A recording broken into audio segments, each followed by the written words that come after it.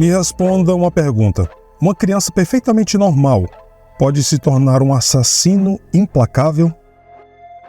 Infelizmente, a resposta é sim. Embora não seja a regra, mas a maioria dos chamados assassinos em série sofrem abuso físico, psicológico ou sexual na infância, o que geralmente os leva a mergulhar em um mundo de fantasias violentas que desenvolvem com o tempo até que, um dia, começam a transformá-las em realidade. Segundo a psicóloga argentina Beatrice Jaimin, quando a criança cresce em um ambiente agressivo, é difícil para ela se separar do ambiente. A violência sempre permanece para ela um fator interno e externo indiferenciado. Gemma Victoria Lilly pode ser um bom exemplo disso. Ela cresceu em Stanford, Lincolnshire, na Inglaterra, e foi diagnosticada com dislexia aos 6 anos de idade, além de se encaixar no espectro do autismo. Gemma era uma criança doce e inteligente, com um bom histórico escolar e um talento óbvio para as artes, mas tudo começou a mudar em sua vida quando sua mãe teve um colapso mental. Ela se juntou a uma seita religiosa extremista e começou a maltratar Gemma e seus irmãos, que foram vítimas de abuso físico e psicológico por muito tempo. Por exemplo, eles ficavam trancados em um quarto por vários dias, sem comida e atenção. O pai das crianças, Richard Lilly, tentou lutar contra a situação por 2 anos, então decidiu se separar da mulher e assumiu a custódia dos filhos. Algum tempo depois, ele se casou novamente e não demorou muito para que Gemma começasse a mostrar tendências violentas. Aos 15 anos de idade, ela começou a escrever uma história chamada The Play Zone, que apresentava um serial killer chamado SOS, que costumava torturar e matar as suas vítimas apenas por diversão. Ela até postou essa história online, sob o pseudônimo de Sidemoon.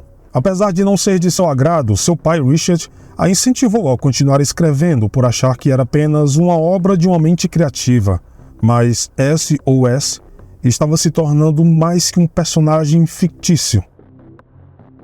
Gemma começou a se identificar com aquele nome na vida real, e seu pai disse que quando a menina estava com raiva, ela costumava dizer: SOS, sai daqui. Mas não era só isso. Gemma também era fã de filmes de terror. O seu preferido era Freddy Krueger, que se tornou um verdadeiro herói para a garota.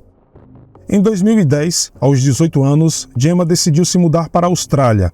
Seu pai Richard pediu apoio a um velho amigo que morava no país, Roland Hook, que conheceu a garota na Inglaterra e felizmente concordou em ajudá-la a se estabelecer na Austrália. Roland a hospedou em sua casa, mas depois de um tempo disse que a garota não era a mesma que ele conhecia. Sua alegria desapareceu e ela realmente ficou muito estranha. Gemma não era mais uma menina alegre e doce. Ela se vestia com cores escuras, fez diversas tatuagens e começou a usar drogas. Nesse meio tempo, Gemma conseguiu um emprego em um estúdio de tatuagem e trabalhava como vendedora em um supermercado à noite. Ela logo comprou sua primeira motocicleta e depois começou a colecionar facas. Com o passar do tempo, o seu visto estava prestes a vencer na Austrália. Ela queria ficar no país e por isso precisava conseguir uma residência permanente. Um amigo chamado Gordon Galbraith, que morava com sua irmã, se ofereceu para ajudá-la, casando-se com ela. Richard, o pai de Gemma, foi para a Austrália, muito feliz com o casamento de sua filha. Inclusive, a cerimônia foi tudo, menos tradicional. O vestido de noiva de Gemma era uma cópia da fantasia do assassino em série Dexter, e o Richard, a pedido de sua filha, vestiu uma fantasia de Freddy Krueger. Logo, a menina começou a chamar seu falso marido de Wayne, porque, segundo ela, ele parecia muito com o assassino em série americano John Wayne Gacy. Algum tempo depois, Gordon morreu em um acidente de carro. Roland ajudou Gemma a comprar e reformar uma casa, e naquele momento sua vida ganhou um novo significado. Em sua lista de desejos estava um sonho que ela deveria realizar antes dos 25 anos: tirar a vida de alguém. Segundo contou a uma amiga, era um desejo que estava se tornando incontrolável. A amiga disse que era difícil matar uma pessoa, mas a menina respondeu: Não é difícil fazer isso. Foi nessa época que Gemma se aproximou de uma amiga de seu ex-marido, uma mulher chamada Trude Claire Lennon. Gemma já estava com 24 anos e Trude tinha mais de 40, 3 filhos, e apesar disso, as duas descobriram que tinham muita coisa em comum. Trude estava imersa no mundo do sadomasoquismo, ou como muitos chamam, BDSM, uma série de práticas eróticas de dominação e submissão, onde ela desempenhava o papel de uma submissa com o pseudônimo de Curvin. Logo, a mulher e os filhos se mudaram para a casa de Gemma. Nas conversas que tinham entre si, Trude chamava Gemma de SOS e Gemma chamava Trude de Curvin. As duas se tornaram uma espécie de amantes. Eram companheiras, fiéis uma à vida da outra e dispostas a satisfazerem uma a outra. Como, por exemplo, ajudar a tirar a vida de alguém antes que Gemma completasse 25 anos. No final de maio de 2016, ambas estavam prontas para executar o plano. Nos dias seguintes, fizeram várias idas às lojas para comprar ferramentas que Gemma achou que poderia precisar. Uma serra elétrica, acetona, alvejante, um barril e 100 litros de ácido clorídrico, que chegaram a testar em uma peça de carne. A única coisa que faltava era alguém para sacrificar. E aqui, a prestativa Trude desempenhou o seu papel principal. Ela conhecia a vítima perfeita, Aaron Lee Pedic Sweetman, de 18 anos, amigo de um de seus filhos. O jovem vivia na mesma rua que Trude durante 8 anos, embora outras fontes afirmam que o filho de Trude e Aaron estudaram juntos em uma escola profissionalizante. Ele tinha síndrome de Asperger, o que dificultava a compreensão dos motivos e humores dos outros, mas ele era dotado de uma habilidade especial para trabalhar com computadores. Quando tudo estava pronto, Gemma não aguentava mais e mandou uma mensagem para Trude dizendo o seguinte: "Sinto que não poderei descansar até que o sangue ou a carne da vítima que grita, jorre e se espalhe pelo chão, até que todas as estradas e ruas estejam manchadas de sangue." Meio macabro, né? Trude respondeu: "É definitivamente a hora. Estou pronta. Você está pronta."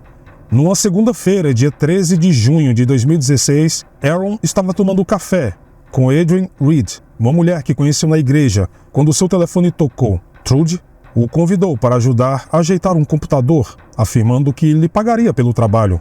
Claro, Aaron estava pronto para ajudar a mãe de seu amigo, e às 10 horas da manhã, ele foi até o shopping se encontrar com Trude e Gemma. Pouco depois de chegarem à residência, uma câmera de segurança instalada pela própria Gemma para proteger sua motocicleta mostram Trude entrando em casa, fechando a porta da frente e tirando uma grande faca do bolso. Concentrando-se em seu trabalho, Aaron não percebeu como Gemma se aproximava por trás com um arame que ela imediatamente enrolou no pescoço dele e começou a puxar, mas o arame quebrou e Trude atacou. A mulher tentou imobilizar o jovem, que pesava apenas 52 quilos. Ele lutou para tentar se libertar, mas Gemma rapidamente sacou uma faca e atacou Aaron, esfaqueando-o 3 vezes no peito e no pescoço, acabando com sua vida.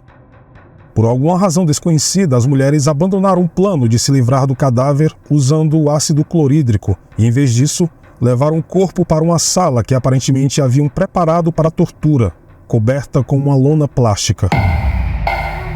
Em seguida, cavaram um buraco raso no quintal, onde colocaram o corpo de Aaron enrolado em um lençol, cobriram com uma lona azul e, por fim, colocaram ladrilhos em cima, depois de limparem a cena do crime, que havia deixado uma grande marca no tapete.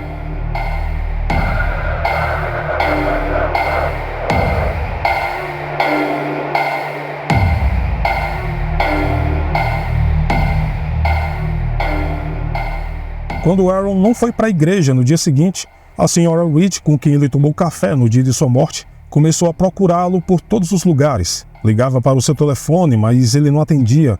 Nenhum dos seus amigos o tinha visto.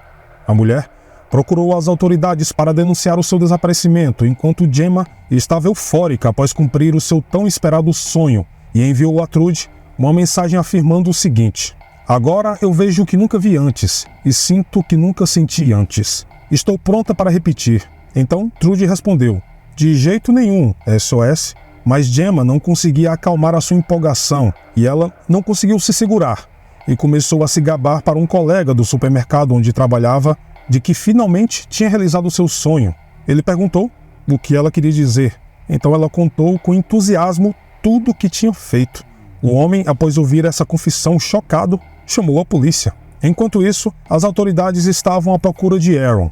Eles solicitaram imagens de câmeras de segurança de toda a vizinhança e verificaram os registros telefônicos do jovem, onde encontraram uma última ligação feita para o telefone de Trude, que os levou ao endereço da mulher. Este foi o começo do fim da felicidade de Gemma. A polícia foi até a residência e, após verem Aaron entrando na casa através da imagem da câmera de segurança de Gemma, resolveram fazer uma vistoria na casa, onde descobriram a estranha sala forrada com lonas. Ao ser perguntada sobre o paradeiro de Aaron, Gemma respondeu calmamente que não sabia nada sobre o jovem desaparecido. Ela parecia muito confiante em querer enganar os policiais. Então, um dos detetives começou a andar pelo pátio. Eles encontraram um ladrilho recém-colocado e acharam muito estranho. No dia 20 de junho, de posse de uma ordem judicial e do equipamento necessário, os investigadores chegaram à casa da mulher. Eles retiraram os ladrilhos e encontraram os restos mortais de Aaron. O médico legista determinou mais tarde que as facadas infligidas por Gemma perfuraram o fígado, o pulmão e a veia jugular do pobre Aaron. Havia marcas em seu pescoço de uma tentativa fracassada de estrangulamento e vários ferimentos defensivos em seus braços e mãos.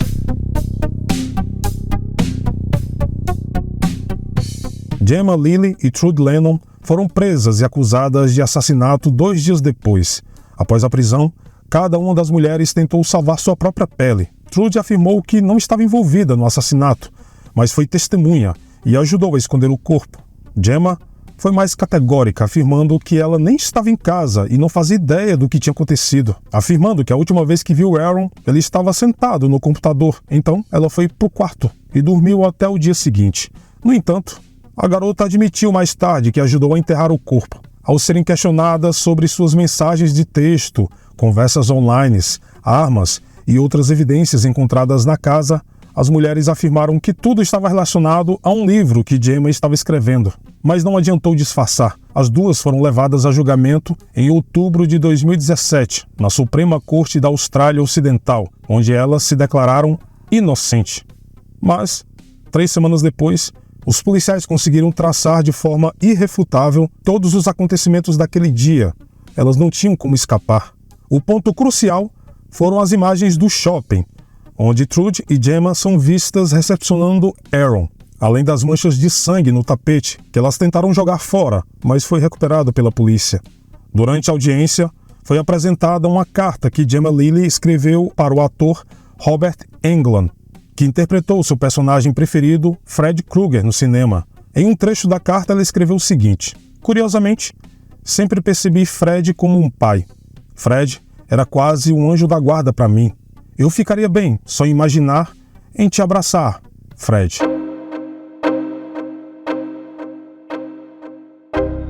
Depois de 3 semanas das audiências, o júri levou menos de 3 horas para considerar Gemma Lilly e Trude Lennon culpadas de matar o jovem Aaron. O veredito do juiz foi proferido no dia 28 de fevereiro de 2018 e ambas foram condenadas à prisão perpétua com possibilidade de solicitar a liberdade condicional após cumprirem 30 anos de prisão.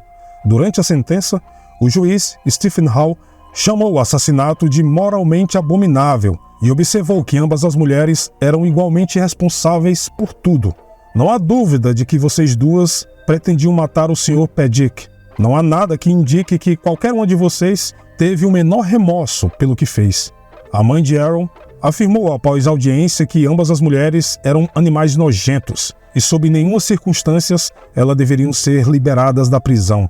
Segundo o famoso psicólogo Brad Jones, a polícia conseguiu prender o que sem dúvida seria uma dupla de assassinos em série.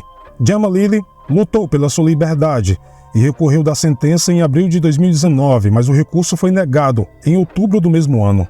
Alguns meses depois do julgamento, as mulheres voltaram aos noticiários. No caso de Gemma, foi revelado que ela havia começado um caso com um prisioneiro chamado Mellon Atwood, outro assassino condenado. Quando isso se tornou conhecido, eles foram levados para diferentes prisões. Enquanto isso, em 1º de janeiro de 2018, Trude Lennon estava querendo comprar drogas dentro da prisão, quando outro condenado chamado Forrest derramou 2 litros de água fervente nas costas da mulher, causando queimaduras de terceiro grau em 30% de seu corpo. Forrest foi levado a julgamento pelo que fez, dizendo que agiu porque teve raiva do crime cometido por Trude. O evento provocou uma reação de Danny Green, ex-campeão mundial de boxe, que foi às redes sociais para saudar o ataque a Trude, afirmando: "Tiro meu chapéu para quem fez isso. Estou cansado da nossa podre Constituição, que impõe a lei nas costas da sociedade. Aaron Paddock, este pobre jovem, teve sua vida ceifada de forma incompreensível. Nada mais do que justo que isso eventualmente aconteça com Trude e Gemma."